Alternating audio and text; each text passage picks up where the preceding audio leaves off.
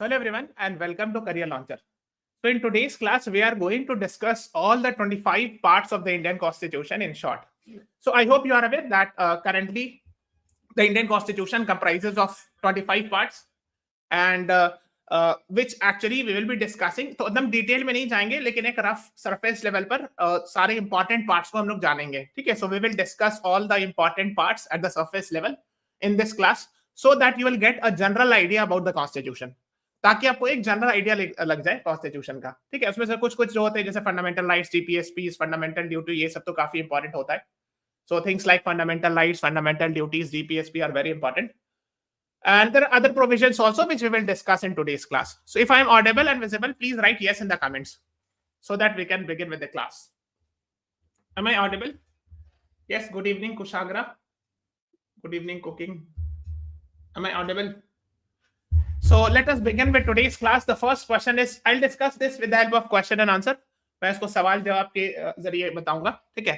Originally Indian Constitution had how many parts? Originally मतलब on 26 January 1950 when it came into force completely, how many parts were there originally? 20, 22, 25, 28 और 18. जब संविधान बना था 26 जनवरी 1950 को पूरी तरह इंप्लीमेंट हुआ था, तब कितने पार्ट्स थे संविधान के, कॉन्स्टिट्यूशन के? How many parts were there originally? That is what my question is. So the right answer is yes, Kushagra, very good. There were 22 parts of the Indian constitution. Originally 22 part थे, 8 schedule था और 395 article था, है ना.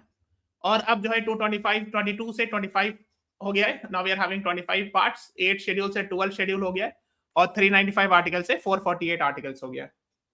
Yes, Kushagra, Nandini, you all were right. P is the right answer to this question. जहां तक schedules की बात है, so earlier we had 8 schedules, now we are having 12 schedules. I have already made a class on this.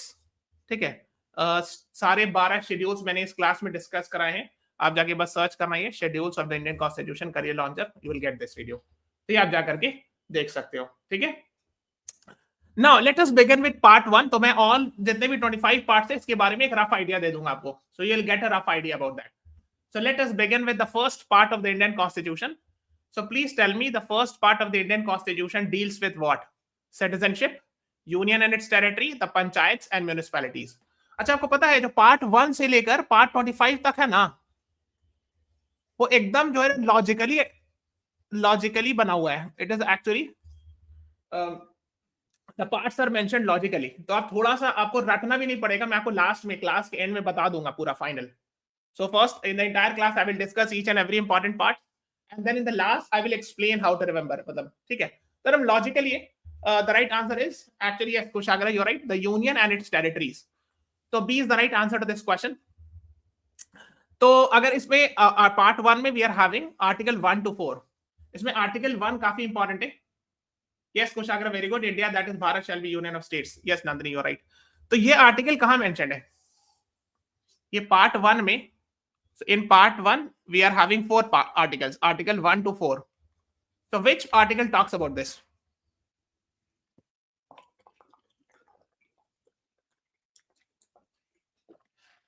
Yes, Ratan Kabir, you are also right. Union and territory. Article 1 mentioned it. And India, that is Bharat shall be union of territories. और union of states ये इसलिए important है because एक time पर ये सब controversy हो रही थी. I hope you are aware, India versus Bharat, है ना. उस टाइम पर आर्टिकल 1 की काफी बात हुई थी कि इंडिया दैट इज भारत लिखा हुआ है कॉन्स्टिट्यूशन में ऑलरेडी. एंड जो स्टेट्स और यूनियन टेरिटरीज है वो ऑलरेडी फर्स्ट शेड्यूल में मेंशन्ड है, which I have already taught in this class. इस क्लास में मैंने बताया था that schedule 1 of the Indian constitution talks about, है ना, दैट. ठीक है, yes, very good. Nandini, Kushagra, Ratan, Kabir, you all right. A is the right answer. और यही है ना part 1 union and its territory में, पार्ट 1 आर्टिकल 1 to 4, इसमें आर्टिकल 1 इसकी बात करता है. Now, one more thing, another question is, which of the following article of the Indian Constitution talks about changing the boundary of states? ये भी part 1 के अंदर में आता है. बिकॉज पार्ट 1 में क्या है, यूनियन एंड इट्स टेरिटरी, यानी सेंट्रल गवर्नमेंट और उसकी जितनी भी टेरिटरीज हैं, मतलब सेंटर, स्टेट, यूनियन टेरिटरी सब मिला करके टोटल इसका मतलब हो रहा है. Now, please tell me how many states and union territories are there in India? This was asked in the exam CLAT 2025, इसलिए आपको पता होना चाहिए. ये भी बताइए. सो अगर आपको पार्लियामेंट जो है ना चेंज स्टेट्स की बाउंड्री चेंज कर सकते हैं, एक नया स्टेट कार्व आउट कर सकते हैं. So under article 3 sorry, the parliament has the power to change the boundary of the states, carve out new states, or change the name of the states under article 3. तो आप देख सकते हो article 3 में लिखा है पार्लियामेंट में by law provide for, है ना, increasing the area, diminishing the area, altering the body, altering the name, changing of the new states etcetera. तो ये सब आपको पता होना चाहिए. And how many states? 28 states and 8 union territory. Ratan, there are 28 states and 8 union territory. Please remember it. This is recently asked in the CLAT 2025. तो yes, आपको बिल्कुल पता होना चाहिए. और अगर आप देखोगे सो आर्टिकल इसमें मेंशन भी है ना. सो that is what you should no. तो खैर ना, तो वी हैव डिस्कस्ड. अभी हम लोगों ने पार्ट 1 डिस्कस किया. पार्ट 1 में क्या, देखो बिगिन क्या चीज से होगा. हमेशा कोई चीज बिगन होगी तो उस कंट्री की बात होगी. तो कंट्री की बात मतलब यूनियन एंड इट्स टेरिटरी लिखा हो. इसका मतलब क्या हुआ? इसका मतलब we are talking about central government के laws, state government and its union territories. तो इसकी बात आर्टिकल 1 से 4 के अंदर था. ठीक है. So we had discussed about it from article 1 to 4. Now part 2 of the Indian Constitution talks about what? अब आप लॉजिकली सोचो, पहले कंट्री बन गया, उसके बाद सेकेंड इंपॉर्टेंट थिंग क्या होगा? Think like this, you will remember all the important parts. तो बहुत आसानी से आप याद कर सकते हो. You can very easily remember. Now think it, once the country is formed, once we have discussed about the central government, the state government and the territories and all union territory and state territory, the second thing is citizenship of the state people. दूसरी बात नागरिकता की बात होगी कि आप country की बात कर लिया, अब लोगों की बात करते हैं. Let's talk about the citizen. उसके बाद द फंडामेंटल राइट्स, ड्यूटी सब आएगा. Of course common sense is yes. Kushagra, Nandari, Pranshi, you are right. B is the right answer to this question. So article 5 to 11 talks about citizenship of the Indians, है ना. जैसे citizenship के बारे में एक rough idea दे रहे हैं, आपको रटना नहीं है, just have an idea. So these are the things they are mentioned. Article 6 में ये सब इतना डिटेल नहीं जाना, ये सब आपके लिए नहीं है. I am just giving a rough idea. ये थोड़ा सा पता होना चाहिए because these are asked in the exam. There is no dual citizenship in India and that is mentioned in article 9. So if you acquire the citizenship of any other country, you will lose the citizenship of India. अगर आप किसी और मुल्क की नागरिकता अख्तियार ले लेते हैं तो आपकी जो इंडियन सिटीजनशिप है वो चली जाएगी. That is what is clearly mentioned, है ना. ओके, ठीक है. सेकेंड आर्टिकल 11 है ना. ये पार्लियामेंट जो है वो लॉ बना सकती है टू रेगुलेट सिटीजनशिप लॉ, और इसीलिए लॉ पार्लियामेंट ने लॉ बनाया. That's called as citizenship act 1955. ये लास्ट ईयर न्यूज में था. Why it was in the news? Please tell me. देखो सिटीजनशिप एक्ट जो है 2-3 वजह से न्यूज में था. एक तो वजह यह था कि 2-3 साल पहले इसमें एक अमेंडमेंट किया गया था. few years back there was an amendment that was done. That's called as Citizenship Amendment Act 2019, जिसको CA कहा गया था. इसमें काफी हंगामा हुआ था, protest and all happened. So this act actually amended this Citizenship Act 1955. तो Citizenship Amendment Act, amendment होता तो change करना, was amending Citizenship Act 1955. Okay, and under Citizenship Act there are 5 ways to get citizenship. These are the 5 ways. ठीक है. Mostly जो हम आप होंगे वो बाय बर्थ होते हैं, यहाँ होगा. Most of the people are here, but there are other ways, by descent, by registration, by naturalisation, by incorporation of territory. जैसे आपने नाम सुना होगा, I am sure you must have heard about Adnan Sami. He got an Indian citizenship I think through naturalisation on 1 January 2015 as far as I could remember. ठीक है. तो ये 5 तरीका है कि आप भारत की नागरिकता ले सकते हो. ठीक है. So that is what you should be knowing and that is mentioned in citizenship act 1955. Okay, इसलिए न्यूज में था. Section 6A of citizenship act was challenge. देखो ये अक्टूबर की न्यूज है. This is a part of current affairs. So section 6A of citizenship act was related with Assam accord. This was challenge in the Supreme court and supreme court upheld it. Supreme court ने इसको yes कह दिया कि ठीक है, fine है. Okay, तो इसमें था क्या, पहले एक बात समझो. देखो यहां पर असम में there were issues of illegal immigration from Bangladesh. तो ये समस्या थी कि लीगल इमिग्रेशन हो रहा था बांग्लादेश से असम की तरफ.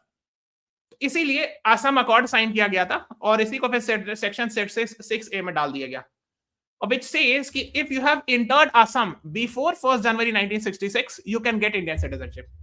अगर आप 1 जनवरी 1966 से पहले आए हैं बांग्लादेश से असम तो आपको नागरिकता मिल जाएगी. If you have come between this time 1 January 1966 and 25th March 1971 you will get regulated, like you will get citizenship but with some condition and you will get right to vote after 10 years. इस तरह था कि अगर आप इस time के बीच आए हैं 1 जनवरी 66 से 25 जनवरी 71 के बीच तो आपको सिटीजनशिप मिल जाएगी, बट 10 साल बाद आपको वोटिंग राइट्स वगैरह मिलेगा और कुछ रेगुलेशंस था. But if you come after 25 March 1971 you will be expelled, means you will be sent back. So that was section 6A जो कि असम अकॉर्ड में साइन किया गया था. It was challenged in the Supreme Court last year and it was upheld. ठीक है, तो ये भी अभी करंट अफेयर्स का पार्ट है and of course this can be asked. ठीक है, so we are done with part 2. Let's move on to part 3. अब आप खुद सोचो, पार्ट 1 हम लोग we talked about union and its territory. ठीक है, ये हो गया. पार्ट 2 टॉक्ड अबाउट, पार्ट 2 ऐसे लिखते हैं हम लोग, सिटीजनशिप. अब तीसरी बात क्या होगा, सिटीजन्स के राइट की बात होगी ना, fundamental rights will be talking about. तो part 3 is related with what, please tell मी.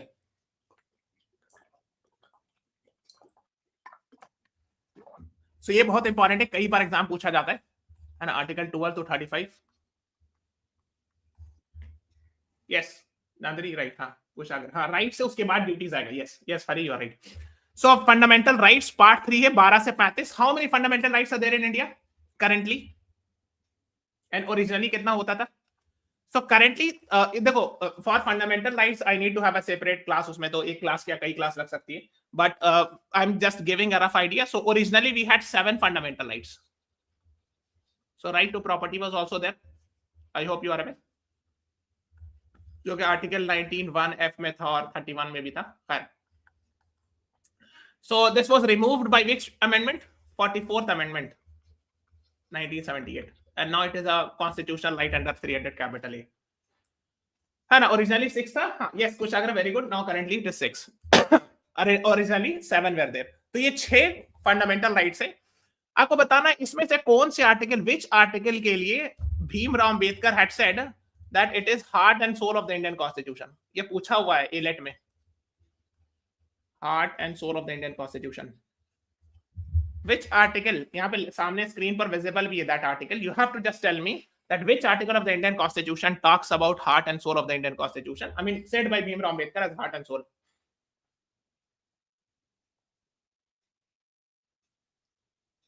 बताओ. Anyone? We had discussed it so many times. Guys, please answer. Very important. Right to Constitution Remedy. Yes, Kushagar. Article 32. जिसमें Ritz होते हैं, 5 Ritz. Yes, Ratan Kabir, you are also right. So the 5 writs of the Indian Constitution that is mentioned in Article 32. तो ये पता होना चाहिए. Yes, ये याद रखिएगा, ये सब पूछते हैं एग्जाम में. Now, let's talk about Part 4. अब Part 4 में क्या होगा? अब आप खुद सोचो. Part 1 में we had discussed union and its territory. Part 2 we had discussed, उसके बाद लॉजिकली सिटीजनशिप आएगा. देखो ये सब प्योर लॉजिकली है. Part 3 में उसके फंडामेंटल राइट्स की बात होगी. Part 4 में क्या चीज की बात होगी? फंडामेंटल राइट्स की बात होगी. DPSP, very good. So the right answer is C, directive principle of state policy, article 36 से 51 में मेंशन्ड है. And these are non justiciable. ठीक है, तो ये तो डिटेल कभी और बताना होगा. We will discuss it separately. These are non enforceable, non justiciable, taken from Irish constitution. तो बोरोइंग फीचर जो है ना, मैंने ऑलरेडी पढ़ा रखा है. The borrowing features of the Indian constitution, just search this on YouTube, you will get this video. I have already made a separate class कि कौन से टॉपिक कहां से लिया गया है, कौन सा कॉन्स्टिट्यूशन का कौन सा एस्पेक्ट है ना. We have already discussed it. So C is the right answer. Yes Nandini, Kushagra, you are right. ठीक है, तो इसमें अभी currently we are not discussing in detail the directive principle of state policy, but एक दो चीज पता होनी चाहिए. जैसे 37 में मेंशन है कि these are not non enforceable, non justiciable in a court of law. Then it is written that DPSPs are fundamental to the governance of the country. ये पता होना चाहिए. ठीक है. Then देखो आपको फ्री लीगल एड आप जानते होंगे, दिस पर मैंने पूरी क्लास ली है नालसा, है ना. I had taken a class and all. And these are the DPSPs. You can just read it. And I have to take a separate class for that. Of course, DPSP के लिए यहाँ पर नहीं discuss कर सकते, but I have just attached it. But maybe in the future we'll be having a separate class for that.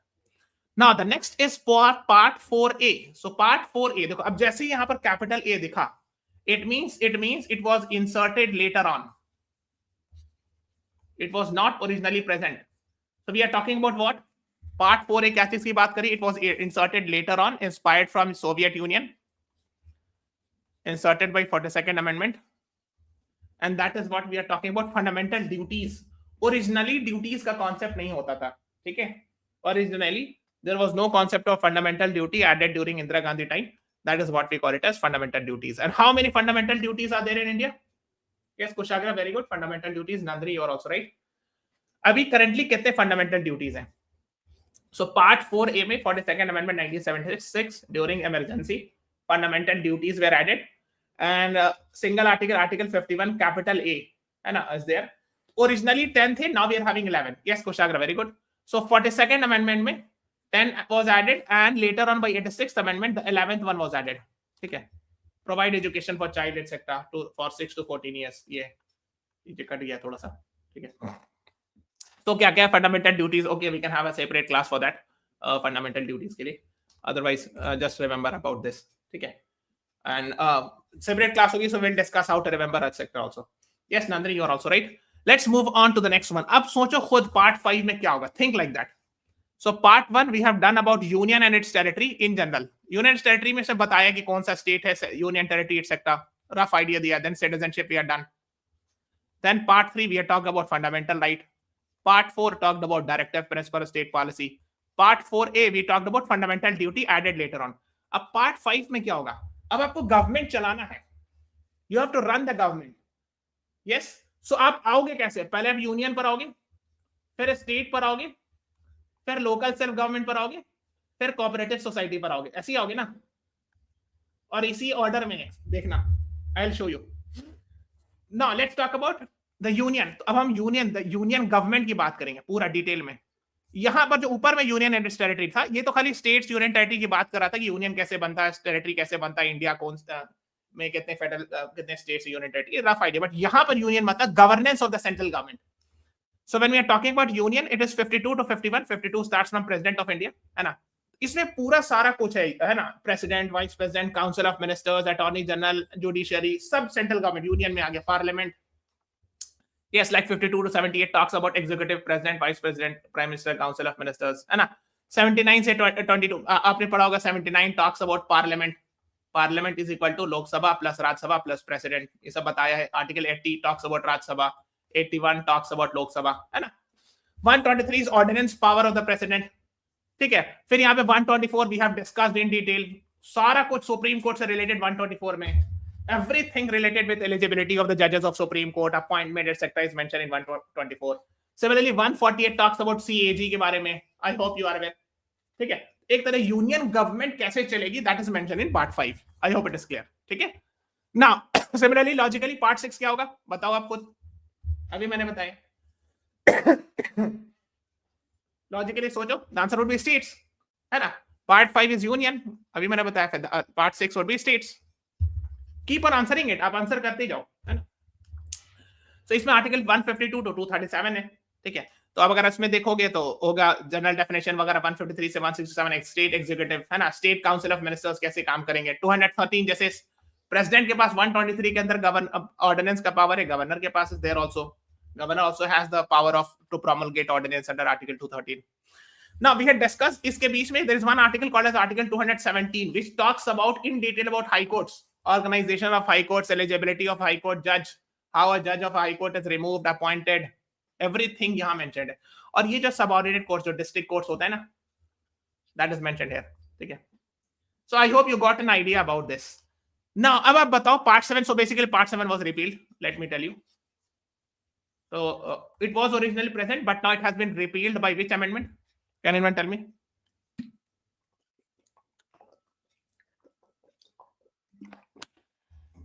So it was repealed by 7th Amendment 1956. ठीक है.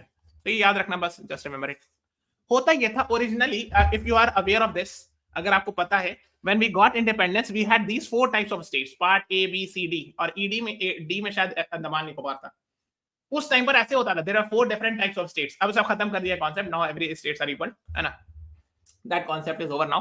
So that is why part 7 is now deleted. Yes, so the right answer was A is the right answer. Yes Kushagra, you were right. Now part 8 would be talking about what. अभी मैंने बताया कि union अगर part 5 है, part 6 is a state, part 7 is abolished. तो part 8 क्या आएगा? Union government, state government. उसके बाद क्या आता है? यूनियन और स्टेट के नीचे क्या होता है? What is there just below state? Union territory. Yes, logically सोचो ना. Union is there, central government is there, then state government and then union territory, right.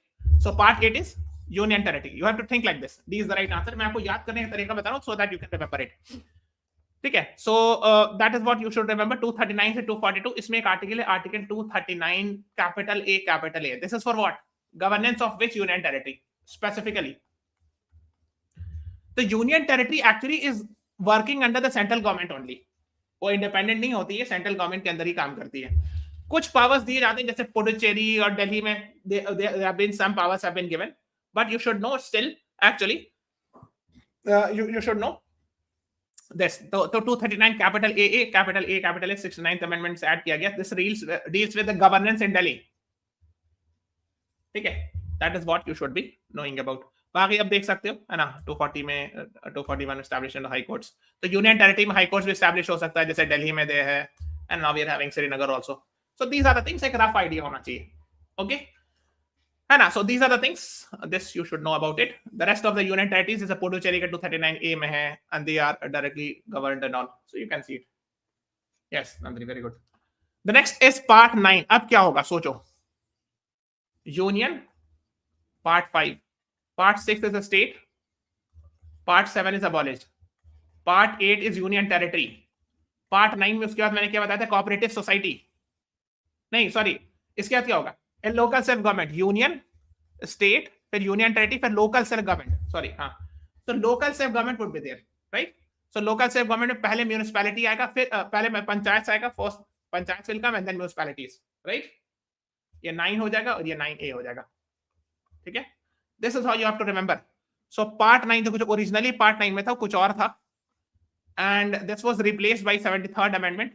So in part 9 we are having panchayats. Okay, and that is why 24th April is celebrated as National Panchayati Raj Day. This is also asked in many exam कि 24th April को कौन सा day मनाया जाता है. Okay, so please remember it. Part 9 में 7th amendment था, 7th constitutional amendment cancelled, ended part 9.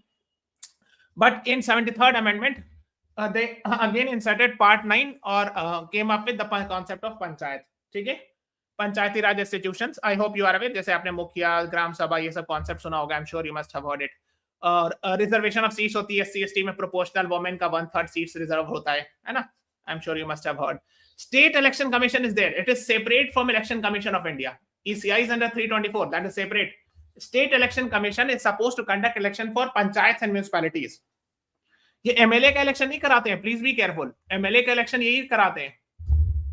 So the state MLAs or legislative assembly election is conducted by ECI. But State Election Commission conducts election for नीचे एकदम third level government, third tier government. First or second tier government का election is done by Election Commission of India under 324 article. But the third tier election is done by State Election Commission under 243K for election panchayats. ठीक है. Similarly, we are having 9A, and this 9A is for municipalities. Municipalities मतलब जो urban area में, जिसको आप urban local bodies कहते हो, है ना. So like we have these things, है ना. तो जैसे नगर पंचायत, म्युनिसिपल कॉर्पोरेशन होता है, municipal council etcetera. This is for larger urban areas like you will find in Delhi, Mumbai etcetera, है ना. सो इसी में अगर आप देखोगे, still again we are having the elections, state level पे इलेक्शंस होते हैं. Municipalities is there, and 243K again State Election Commission conducts election because this is also a part of third tier body. ठीक है. हाँ, yes, 11-12 schedule was also added. Yes, Nandri, very good. Under it. So इसीलिए that is what you should be knowing.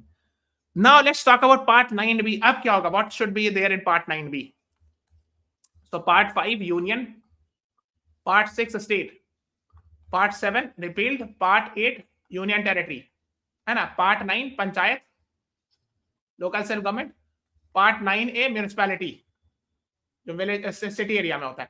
9B में क्या होगा? उससे नीचे का गवर्नेंस प्रोसेस क्या होता है? कोऑपरेटिव्स. वो भी एक स्मॉल लेवल गवर्नेंस है. ठीक है. so, ऊपर से लेके नीचे तक जा रहे हैं governance. 9B is actually related with cooperatives. We are having Minister of Cooperation also now. 97th amendment, है ना. So 19(1)(c) ऐड किया गया, 43(b) ऐड किया गया था DPSP में etcetera. That is what you should be knowing it, है ना. और part 9B inserted cooperatives, cooperative societies are related. Yes, that is what you should be talking about. So there is a Minister of Cooperation also. I hope you are aware. और एक judgement आया था 2 साल पहले, but ये अब उतना important नहीं, so I am skipping that. But आप चाहो तो पढ़ सकते हो कि cooperative society is under state list. इसीलिए So only where the provision is there under this part where the provision is related with multi-state cooperatives, that is allowed, but individual state cooperatives are invalid without ratification of half of the states. जब तक half of the states पास नहीं कर देगी तो state के लिए implement नहीं किया सकता, इंडिविजुअल स्टेट के लिए कोऑपरेटिव सोसाइटी नहीं इंप्लीमेंट किया सकता, लेकिन मल्टी स्टेट हो, अगर मल्टीपल स्टेट्स के लिए होगा तब सेंट्रल गवर्नमेंट कर सकती है कोऑपरेटिव सोसाइटीज पर रेगुलेट एंड ऑल, अदरवाइज ये स्टेट सब्जेक्ट है, that is what you should no. तो खैर इतना डिटेल नहीं जाना, ही पुराना जजमेंट है, but you should know about this cooperative societies and all. The next is part 10 now. अब हम लोग पार्ट 10 पे पहुंचते हैं। अब आप खुद सोचो, हम लोगों ने यूनियन की बात की, then we talk about states, then 7th is abolished, 8 is union territory, 9 we had discussed panchayat। देखो ये एकदम लॉजिक है। 9A is municipalities, 9B is cooperatives, right? इसके बाद क्या आएगा 10 क्या आएगा, उससे एरिया और ट्राइबल एरियाज में governance in tribal areas, right? Part 10। तो देखो 244 आर्टिकल, इसमें it talks about 5th and 6th schedule, इसमें मैंने क्लास बताया भी है, we had discussed it, है ना। 244 talks about 5th and 6th schedule governance, है ना। मैंने इस क्लास में पूरा बताया था, लद्दाख 6th schedule कर लॉन्च सर्च करोगे, you will get to know about the 6th schedule because इसमें बहुत सारे स्पेशल कैटेगरी स्टेटस मिलता है ना। और जो मैंने शेड्यूल्स वाले क्लास में पूरा डिटेल बताया है, that is what we had discussed. Now let's talk about part 11।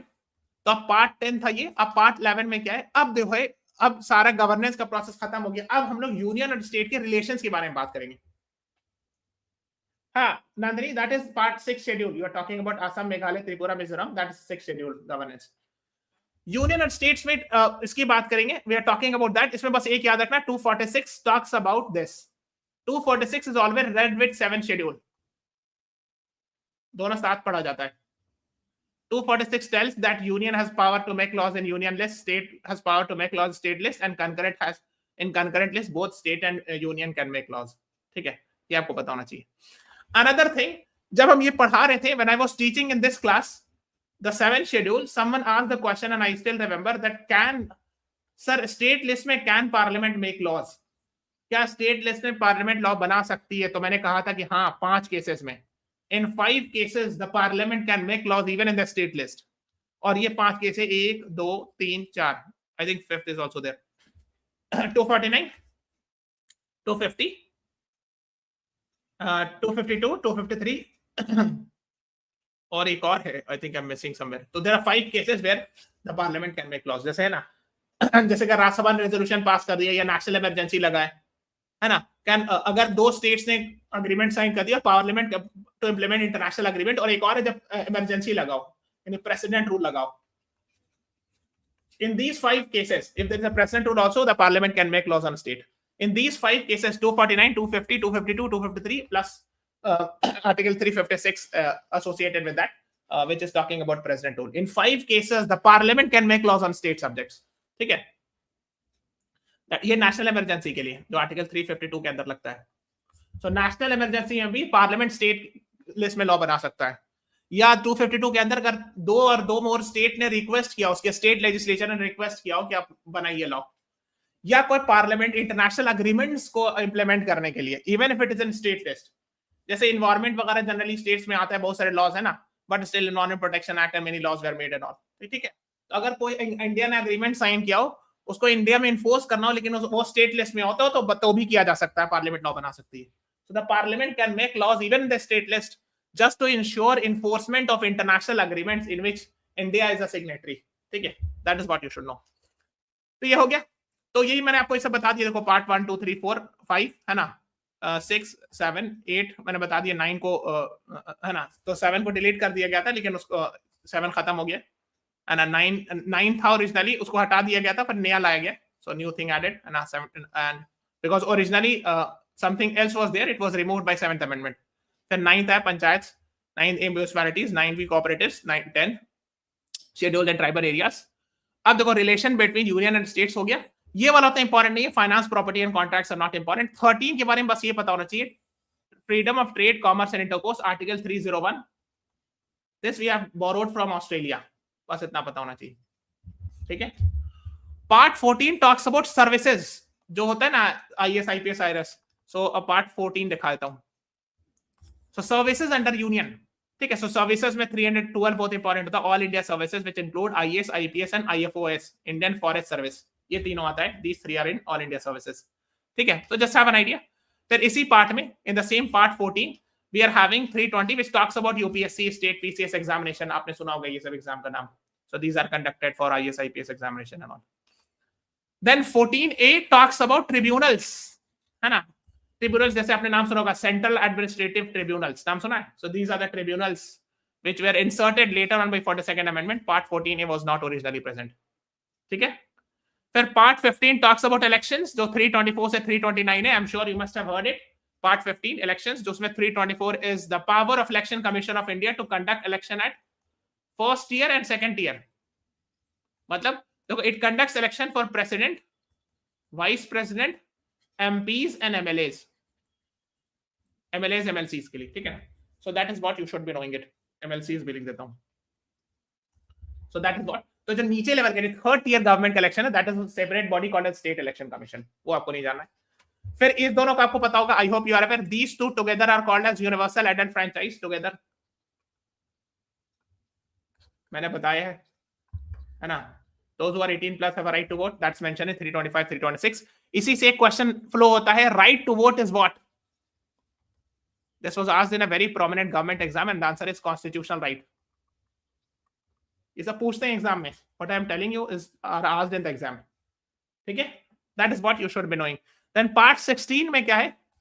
Special provisions related to certain classes. Certain classes means SC, ST, OBC or something like that. जैसे आर्टिकल 330 के अंदर SC, ST has reservation in लोक सभा, not in राज्य सभा. Please be careful. यही पूछते हैं एग्जाम में, ऐसे छोटी छोटी चीज. Then Anglo-Indian community होता था. I hope you must have heard 543 plus 2 Anglo-Indian used to be there. Now this concept is over. ठीक है. So 331 is gone. 332 में SC, ST reservation in legislative assemblies. That is for MLAs. Similarly ये भी खत्म हो गया. ठीक है. That is what you should be knowing. So these are prominent articles. यहां आप पता होना चाहिए. Special classes and special provision for certain classes. We are talking about the empowerment of SC, ST, OBC, right. Certain classes लिखा है. अब देखो 338 national commission for schedule caste, 338A national commission for schedule tribe and 338B ये अभी add किया गया recently, 102nd amendment, national commission for backward class. Okay, so recently it was added. So that is what you should be knowing about. तो एक हमने आपको पूरा एक बेसिक आइडिया दे दिया कॉन्स्टिट्यूशन का, एक रफ स्ट्रक्चर है ना. एंड ये देखो, अब देखो इसी के अंदर आता है 341 president can specify a schedule caste और 342 president can specify a schedule tribe. ये न्यूज में था related with Manipur, right? I am sure you must have watched my video. अगर आपने नहीं देखा तो just go and search on YouTube.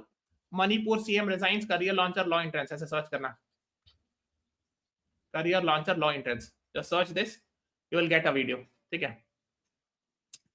Okay. The next is part 17, very very important, official languages. So 343 clearly says Hindi is the official language, and 348 says languages in the Supreme Court should be in English language in Supreme Court and High Courts. Okay, ये पता होना चाहिए. 348 languages in Supreme Court and High Court should be in English. In some High Courts have allowed it to use Hindi or any regional language, but this requires precedent consent. ये पता होना चाहिए. And Supreme Court में कोई language नहीं use हो सकती other than English. There is only one language that can be used, and that is mentioned in 348. That there is only one language that can be used in English in Supreme Court, that is English. In High Courts, there are some High Courts where they have allowed Hindi. Of course, it requires president consent and all. Okay. The next is part 18. Talks about emergency provisions. All the emergency. 352 national emergency. 356 president rule or state emergency. 360 financial emergency. आज तक नहीं लगा. Till now it has not been enforced. ठीक है. Okay. एक चीज और बताते हैं. The moment national emergency is invoked, automatically Article 19 is gone. Your freedom of speech is gone. आपको पता है ये बात? And with Article 359, other fundamental rights can also be suspended. But the moment national emergency, especially during external aggression, अगर external aggression के reason से लगाए, so the moment national emergency due to external aggression is imposed, Article 19 is gone. You do not have freedom of speech. ठीक है? I hope you are aware of that. अरे मैंने बता दिया. Then miscellaneous में 361 से 367 ये न्यूज में immunity to president and governors. I'm sure this is part 19 we are talking.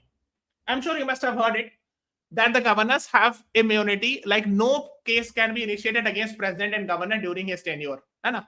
तो ये लिखा हुआ है ना, they cannot be summoned in any court, किसी भी कोर्ट में बुलाया नहीं जा सकता है. No criminal proceeding can be initiated against president and governor. Be careful. Here vice president is not mentioned, only president and governor. ठीक है? That is what you should know.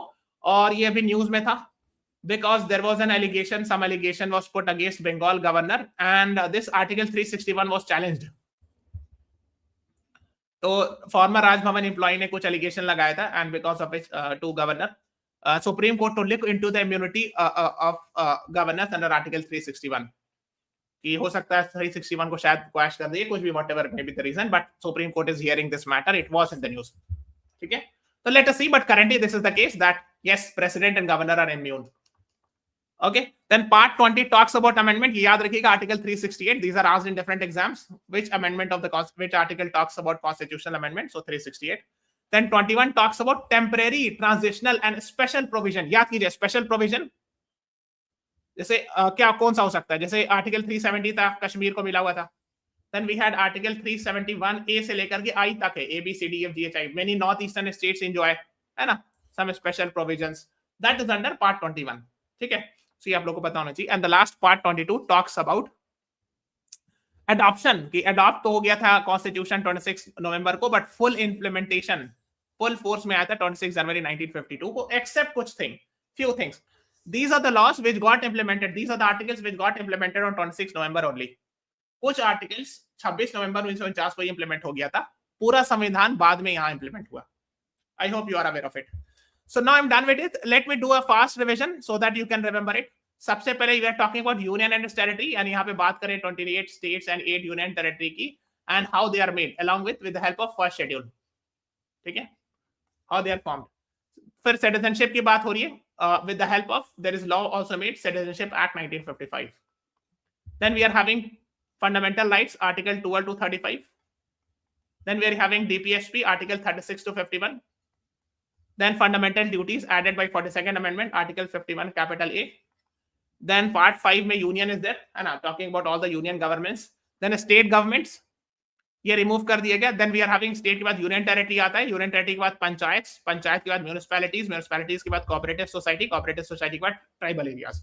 So these are logically, ठीक है, एकदम logic है. Union, state, union territory, panchayat, municipality, cooperative society, tribal areas. ठीक है. उसके बाद relation between center and states, है ना.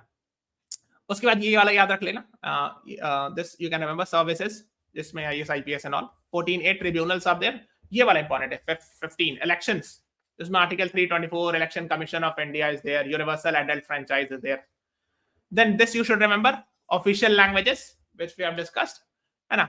Amendment of the constitution, very important, और ये important. 18 talks about emergency provisions, 20 talks about amendment, article 368, है ना.